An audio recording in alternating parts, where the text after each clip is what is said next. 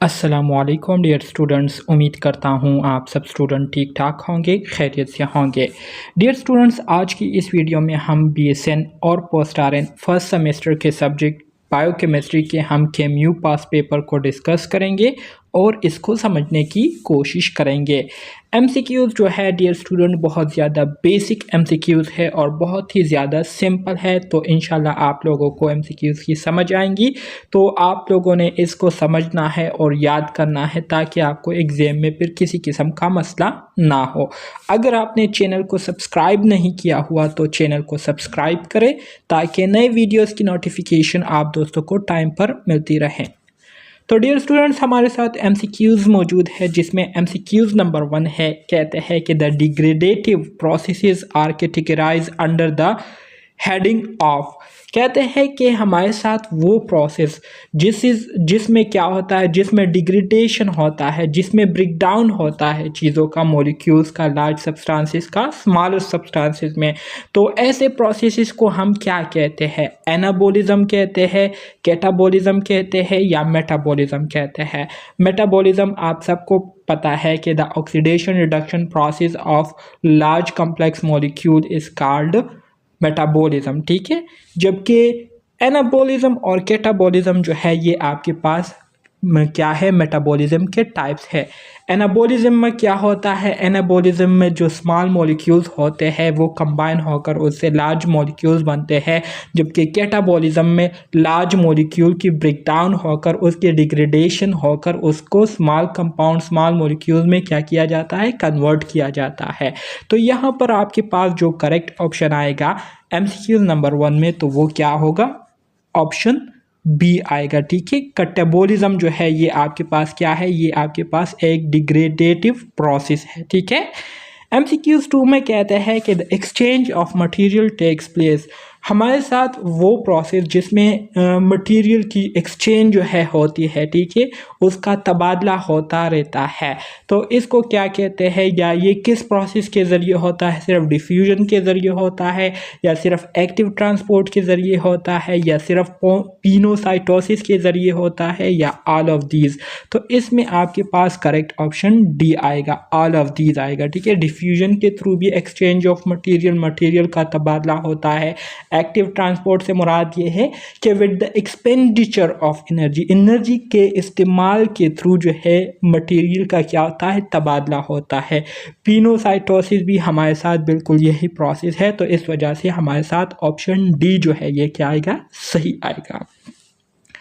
MCQ 3 में कहते हैं the average pH of urine is. Urine का जो एवरेज pH है वो क्या है? आप सबको पता है, नॉर्मली जनरली आप सबको पता होगा कि यूरिन जो है ये क्या होता है, एसिडिक होता है। तो ऑप्शन बी आपके पास क्या आएगा, सही आएगा, ठीक है। नॉर्मल या एवरेज pH ऑफ यूरिन जो है वो क्या होता है, 6 होता है, ठीक है। और pH के हवाले से मैंने आपको बताया था कि 7 जो है ये हमारे साथ न्यूट्रल वैल्यू होती है, मतलब 7 वैल्यू पर हमारे साथ जो pH है ना ही एसिडिक होता है ना ही बेसिक होता है। 7 से अगर नीचे आएंगे तो एसिडिक होगा, अगर ऊपर जाएंगे तो बेसिसिटी की तरफ जाएंगे, बेसिक होगा, ठीक है। MCQ 4 में कहते हैं the pH of blood is 7.4। मतलब यह है कि ब्लड का जो pH है वो 7.35 से लेकर 7.45 तक होता है, ठीक है, 7.45 तक होता है। तो आपके पास यहाँ पर क्या कहते हैं, व्हेन द रेशो बिटवीन बाइकार्बोनिक या bicarbonates and sodium carbonates is. कहते हैं कि हमारे साथ जो ब्लड pH है वो 7.4 होता है। कब होता है? जब हमारे साथ कार्बोनिक एसिड और सोडियम कार्बोनेट का जो रेशो है वो हमारे साथ कितना हो, 1:10 हो, 1:20 हो, 1:25 हो, या 1:30 हो। तो करेक्ट ऑप्शन इसमें आपके पास क्या आएगा, 1:20 आएगा, ऑप्शन बी। 5 में कहते हैं the most active site of protein synthesis is. तो ये भी मैंने ऑलरेडी आपको बताया है कि प्रोटीन की जो सिंथेसिस होती है ये ज़्यादातर कहाँ पर होती है, ये राइबोसोम में होती है, राइबोसोम के ज़रिए होती है, ठीक है। राइबोसोम क्या करते हैं, प्रोटीन की सिंथेसिस करता है। MCQ 6 में कहता है पॉलीसेक्राइड्स आर। पॉलीसेक्राइड्स क्या है? एसिड्स है, प्रोटीन्स है, ऑयल्स है या पॉलीमर्स है। तो पॉलीसेक्राइड जो है ये हमारे साथ पॉलीमर्स है जो कि बहुत सारे मोनोमर्स से मिलकर क्या होते हैं, बनते हैं। तो बहुत सारे मोनोमर्स को हम क्या कहते हैं, पॉलीमर्स कहते हैं, और बहुत सारे पॉलीमर्स मिलकर क्या करते हैं, पॉलीसेक्राइड्स बनाते हैं। अच्छा जी, MCQs number 7, the number of isomers of glucose is. यहाँ पर वर्ड आइसोमर आया हुआ है। आइसोमर किसे कहते हैं? आइसो मीन्स सेम, मर्ज मीन्स स्ट्रक्चर। सो ऐसे मॉलिक्यूल या ऐसे कंपाउंड जिसका मॉलिक्यूलर फार्मूला तो सेम होता है, ठीक है, लेकिन उसके स्ट्रक्चर क्या होते हैं, एक दूसरे से डिफरेंट होते हैं, ठीक है। जिसका मॉलिक्यूलर फार्मूला सेम हो लेकिन स्ट्रक्चर फार्मूला क्या हो, एक दूसरे से मुख्तलिफ हो, तो इसको हम आइसोमर्स कहते हैं। तो कहते हैं कि हमारे साथ ग्लूकोज के कितने आइसोमर्स है, ग्लूकोज से हमारे साथ कितने आइसोमर्स बन सकते हैं। तो इसमें आपके पास करेक्ट ऑप्शन बी आएगा, विच इज़ 4। ग्लूकोज के हमारे साथ 4 आइसोमर्स है, ठीक है। MCQs नंबर 8 की तरफ आ जाते हैं। MCQs 8 में कहते हैं कि the monosaccharide units are linked by 1 to 4 carbon glycosidic linkage in. कहते हैं कि हमारे साथ वो मोनोसेक्राइड यूनिट जिसमें हमारे साथ जो बॉन्ड बना होता है, ग्लाइकोसिडिक लिंकेज जो है वो बना होता है कार्बन नंबर 1 और कार्बन नंबर 4 पर। तो ये हमारे साथ कौन से मोनोसेक्राइड यूनिट्स होते हैं जिसमें कार्बन नंबर 1 और कार्बन नंबर 4 पर ग्लाइकोसिडिक लिंकेज या बॉन्ड जो है वो बने होते हैं? Option A maltose, option B sucrose, option C cellulose या सेलुबायोज। तो करेक्ट ऑप्शन MCQs 8 में ऑप्शन ए आपके पास क्या है, सही आएगा। MCQs 9 में कहते हैं the sugar found in DNA। DNA में हमारे साथ कौन सा शुगर होता है? DNA किसे कहते हैं? Deoxyribonucleic acid. So DNA में आपके पास जो शुगर होता है वो कौन सा होता है? वो डिऑक्सी राइबोज शुगर होता है। ऑप्शन सी आपके पास सही आएगा।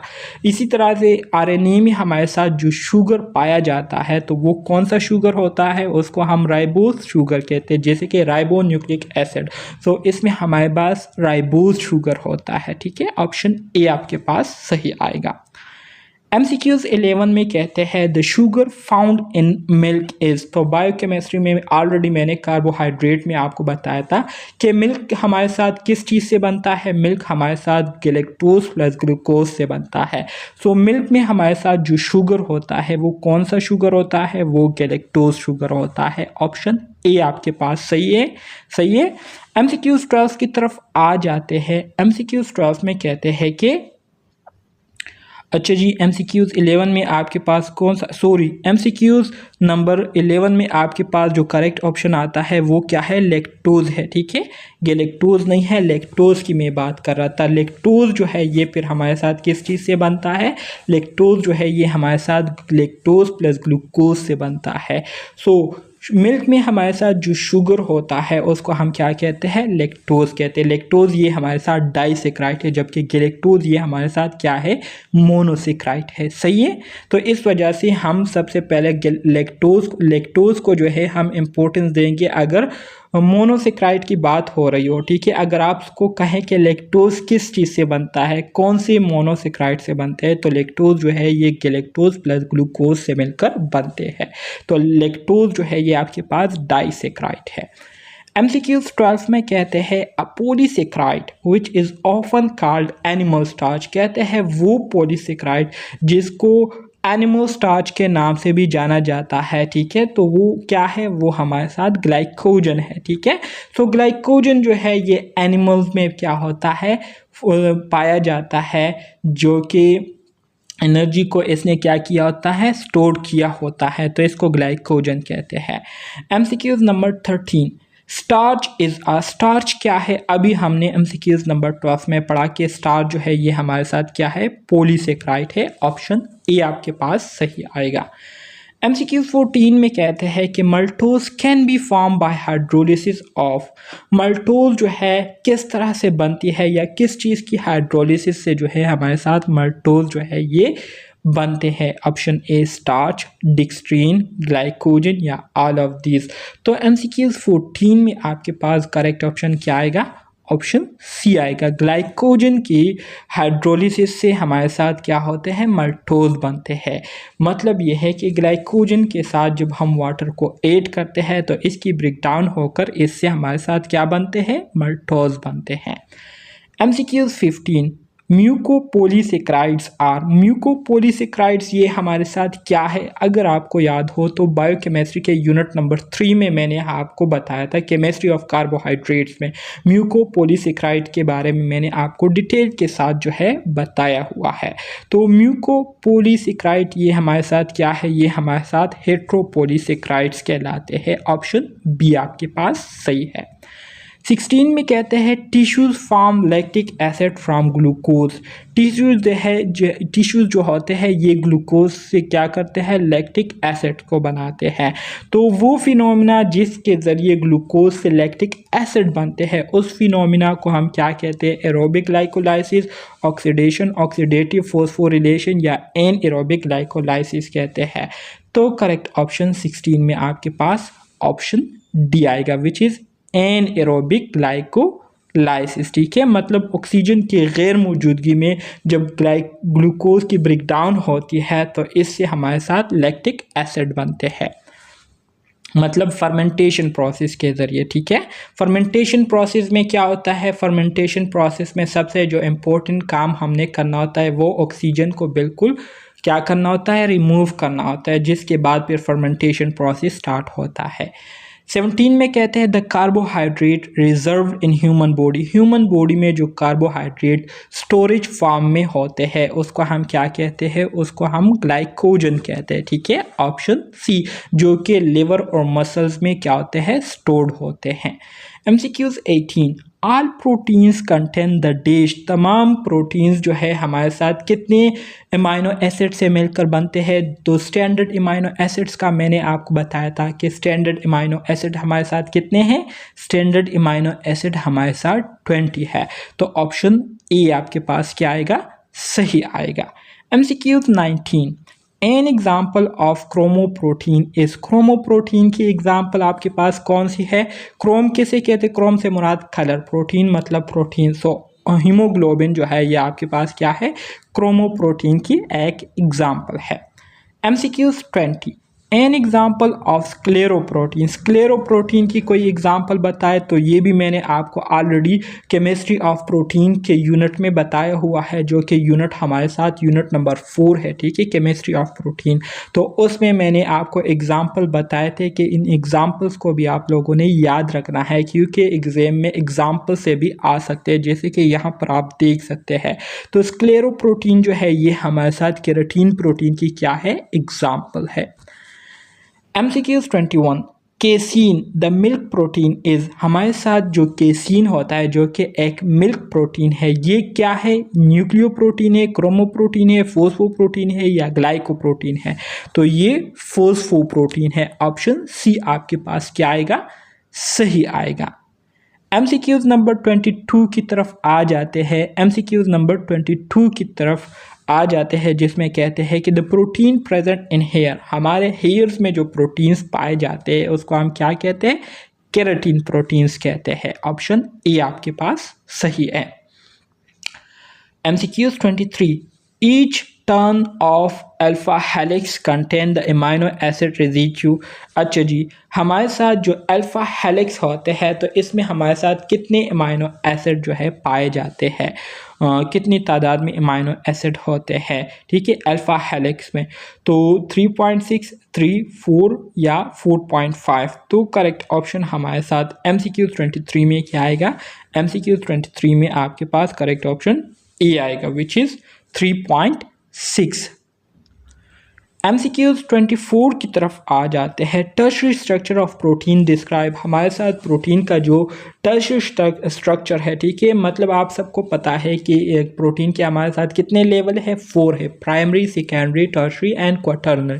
तो हमारे साथ प्रोटीन का जो टर्शरी लेवल है या टर्शरी स्ट्रक्चर ऑफ प्रोटीन है, ये हमें किस चीज़ के बारे में इंफॉर्मेशन देती है, ये हमें प्रोटीन्स का जो वे ऑफ प्रोटीन फोल्डिंग होते हैं उसके बारे में हमें क्या करती है, इंफॉर्मेशन देती है, जो कि एक ख़ास सीक्वेंस में फोल्ड हुए होते हैं एक दूसरे से। ठीक है, तो ऑप्शन डी आपके पास इसमें सही आएगा। 25 में कहते हैं denaturation of protein result in, protein की डिनेचरेशन किस वजह से होती है, प्रोटीन किस वजह से ख़राब होते हैं, तबाह होते हैं। इसमें डिस्ट्रक्शन आती है, डिस्ट्रप्शन ऑफ प्राइमरी स्ट्रक्चर, या ब्रेकडाउन ऑफ पेप्टाइड बॉन्ड, या डिस्ट्रक्शन ऑफ हाइड्रोजन बॉन्ड, या irreversible change in the molecule. अच्छा जी, यहाँ पर आपके पास MCQs 25 में करेक्ट ऑप्शन क्या आएगा, MCQs 25 में करेक्ट ऑप्शन आपके पास ऑप्शन सी आएगा। हाइड्रोजन बॉन्ड डिस्ट्रक्शन होने की वजह से, हाइड्रोजन बॉन्ड के टूटने की वजह से प्रोटीन क्या हो जाता है, डिनेचर होना शुरू हो जाता है, ख़राब होना शुरू हो जाता है। 26 में कहते हैं the recommended daily allowance of protein for adult man, कहते हैं कि एक एडल्ट मैन के लिए रोज़ाना की बुनियाद पर कितनी अमाउंट ऑफ प्रोटीन्स की ज़रूरत होती है जिस पर वो अपने रोज़मर्रा की एक्टिविटीज़ को आसानी से कर सके। तो 70 ग्राम, 50 ग्राम, 40 ग्राम या 30 ग्राम। तो करेक्ट ऑप्शन इसमें आपके पास ऑप्शन ए आएगा, विच इज़ 70 ग्राम से। ये रोज़ाना की एक्टिविटीज़ को परफॉर्म करने के लिए एक एडल्ट मैन को तकरीबन 70 ग्राम प्रोटीन की ज़रूरत होती है। सिंपलेस्ट अमाइनो एसिड हमारे साथ कौन सा है, MCQs 27 में कहते हैं कि the simplest amino acid are lysine, bile acid, glycine या एलानिन। तो करेक्ट ऑप्शन आपके पास MCQs नंबर 27 में क्या आएगा, MCQs नंबर 27 में आपके पास करेक्ट ऑप्शन ग्लाइसिन आएगा, जो कि हमारे साथ सिंपल अमाइनो एसिड का स्ट्रक्चर होता है। ठीक है, जैसे कि यहाँ पर मैं आपको बनाकर देता हूँ, आप देख सकते हैं, आपको पता है कि कार्बन की राइट साइड पर जो है हमारे साथ क्या होता है, कार्बोक्सिलिक एसिड ग्रुप होता है। ठीक है, लेफ़्ट साइड पर जो है हमारे साथ अमाइनो ग्रुप होता है NH2 जिसे हम कहते हैं, ऊपर जो है हमारे साथ हाइड्रोजन ग्रुप होता है और नीचे हमारे साथ अल्काइल ग्रुप होता है। अच्छा जी, आप इन लोगों ने यही बात याद रखनी है कि हमारे साथ अमाइनो एसिड में ये तीन चीज़ें जो है आपके पास सेम आएंगी, लेकिन जो अल्काइल ग्रुप होता है तो इसके साथ दूसरे ग्रुप्स अटैच होते रहते हैं। तो हमारे साथ जो मुख्तलिफ़ किस्म के अमाइनो एसिड बनते हैं, तो ये इस अल्काइल ग्रुप में चेंजेस आने की वजह से क्या होता है, मुख्तलिफ़ किस्म के अमाइनो एसिड्स बनते हैं। तो ये बात आप लोगों ने याद रखनी है और ये स्ट्रक्चर भी आप लोगों ने अपने साथ क्या करना है, याद रखना है, ताकि आपको कोई मसला ना हो। सो सिंपलेस्ट अमाइनो एसिड हमारे साथ कौन सा है, ग्लाइसिन है। 28 में कहते हैं कि iso enzymes can be categorize by, iso enzyme को हम कैसे कैटेगराइज कर सकते हैं। ठीक है, iso means same, enzyme means enzyme. So वो एंजाइम या वो प्रोटीन जो कि एंजाइम की तरह ही क्या होते हैं, सेम होते हैं। तो इसमें कहते हैं कि इसको हम किस तरह से कैटेगराइज कर सकते हैं, protein lacking enzymatic activity that are necessary for activation of enzyme, या proteolytic enzyme activated by hydrolysis, या enzyme with identical primary structure, या similar enzyme that catalyze different reaction. तो ये आप लोगों को क्या हो गया, असाइनमेंट हो गया। आप लोगों ने मुझे बताना है कि MCQs 28 में करेक्ट ऑप्शन कौन सा आता है। 29 N example of saturated fatty acid is, saturated fatty acid की कोई एग्जाम्पल बताए तो मैंने आपको केमिस्ट्री ऑफ लिपिड्स में बताया हुआ है कि सेचुरेटेड फैटी एसिड हमारे साथ कौन से फैटी एसिड होते हैं। ठीक है, दो तरह के फैटी एसिड होते हैं, एक सेचुरेटेड, एक अनसेचुरेटेड। ठीक है, जिसमें एक हमारे साथ लिक्विड फॉर्म में होता है और एक हमारे साथ सॉलिड फॉर्म में होता है एट रूम टेम्परेचर पर। तो सेचुरेटेड फैटी एसिड की अगर हम एग्जाम्पल की बात करें तो पाल्मिटिक एसिड जो है ये आपके पास क्या है, सेचुरेटेड फैटी एसिड है। 30 में कहते हैं a fatty acid which is not synthesize in the body and has to be supplied in the diet, वो फैटी एसिड जो कि हमारे बॉडी उसको नहीं बनाती और उसको हमने डाइट खुराक से ही हासिल करना होता है। तो वो कौन से है, पाल्मेटिक है, ल्यूरिक है, लिनोलेनिक है, या पाल्मिटोलिक है। ठीक है, तो करेक्ट ऑप्शन MCQs 30 में आपके पास ऑप्शन सी आएगा। लिनोलेनिक एसिड जो है ये वो फैटी एसिड है जो कि हमारी बॉडी इसको नहीं बनाती, इस वजह से हमने मुख्तलिफ खुराक के ज़रिए ही इसको हासिल करना होता है। एसेंशियल फैटी एसिड्स आपके पास कौन से फैटी एसिड्स कहलाते हैं? एसेंशियल फैटी एसिड जो है आपके पास ये सारे क्या है? एसेंशियल फैटी एसिड है, जैसे कि लिनोलिक एसिड हो गया, लिनोलिनिक एसिड हो गया और एरिकोडोनिक एसिड हो गया। तो ऑल ऑफ दीज आपके पास सही आएगा। MCQ 32 में कहते हैं pepsin is the example of. Pepsin ये हमारे साथ किस चीज़ की एग्जाम्पल है? माइलेज की, न्यूक्लियस की, प्रोटीएज की या नॉन ऑफ दीज? तो पेप्सिन जो है ये हमारे साथ किस चीज़ की एग्जाम्पल है? MCQ 32 में आपके पास करेक्ट ऑप्शन क्या आएगा? MCQ नंबर 32 में आपके पास जो करेक्ट ऑप्शन आएगा तो वो क्या आएगा? कोई बता सकता है? MCQ 32 में आपके पास करेक्ट ऑप्शन प्रोटीज आएगा। ठीक है, ऑप्शन सी। मतलब ये वो एंजाइम होते हैं जो कि प्रोटीन्स की क्या करते हैं? ब्रेक डाउन करते हैं।